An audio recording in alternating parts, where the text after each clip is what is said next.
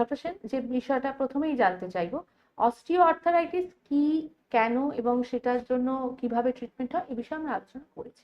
কিন্তু আমরা এখন যে বিষয়টা জানতে চাইছি সেটা হচ্ছে একটু অ্যাডভান্স, মানে আমরা আগে থাকতে যদি অ্যাওয়্যার হই, আগে থাকতে যদি জেনে নিই যে এইটার থেকে দূরে থাকতে গেলে আমাকে কি কি করতে হবে বা সেটা আদেও সম্ভব কিনা, তাহলে সেটা কি পদ্ধতিতে সম্ভব?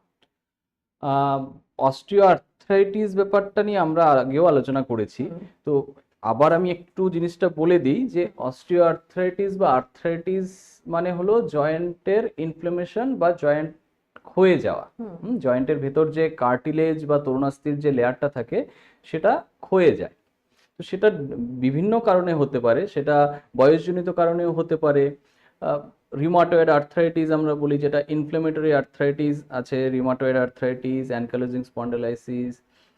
আর তাছাড়াও পোস্ট ট্রমেটিক আর্থ্রাইটিস হয়, সোরিয়াটিক আর্থ্রাইটিস হয়,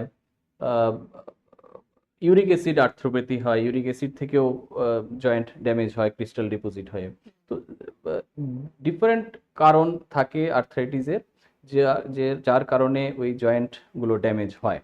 তার মধ্যে কমন হলো গিয়ে অস্টিও আর্থ্রাইটিস, বা যেটাকে আমরা এজ রিলেটেড আর্থ্রাইটিস বলি।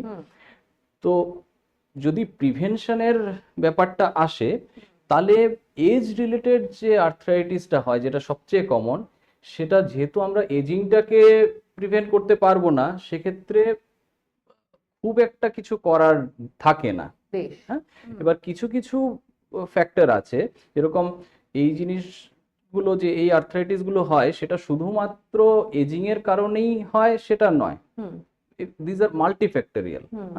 যেরকম নিউট্রিশনাল ফ্যাক্টর আছে, লাইফস্টাইল রিলেটেড আছে, কিছু কিছু জেনেটিক ফ্যাক্টরও হয় থাকে।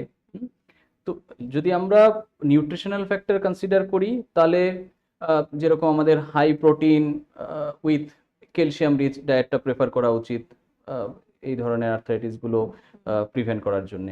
লাইফস্টাইলের কথা বললে, যে আমাদের যেরকম এখন সেডেন্টারি লাইফস্টাইল হয়ে গেছে, সেই সেডেন্টারি লাইফস্টাইল থেকে বেরিয়ে ফিজিক্যাল অ্যাক্টিভিটিটা প্রমোট করাটা উচিত। কম এজেই দেখা যাচ্ছে আজকাল আমাদের এই লাইফস্টাইলের জন্য খুব ওয়েট গেইন করে যাচ্ছে। তো সুতরাং ওয়েট গেইন যাতে না হয় সেটা প্রিভেন্ট করাটা উচিত। কারণ ওয়েট গেইন হলেই ন্যাচারালি, যেহেতু অস্টিওআর্থ্রাইটিসটা হলো এজ রিলেটেড ওয়্যার এন্ড টিয়ার, কারোর যদি ওয়েটটা বেশি হয় তাহলে স্বাভাবিকভাবে হাঁটুর উপর দিয়ে ওয়েটটা বেশি ট্রান্সমিট হবে, ওয়্যার এন্ড টিয়ারটা বেশি হবে। তো সেক্ষেত্রে ওয়েট কন্ট্রোল করাটাও একটা প্রিভেন্টিভ মেজার।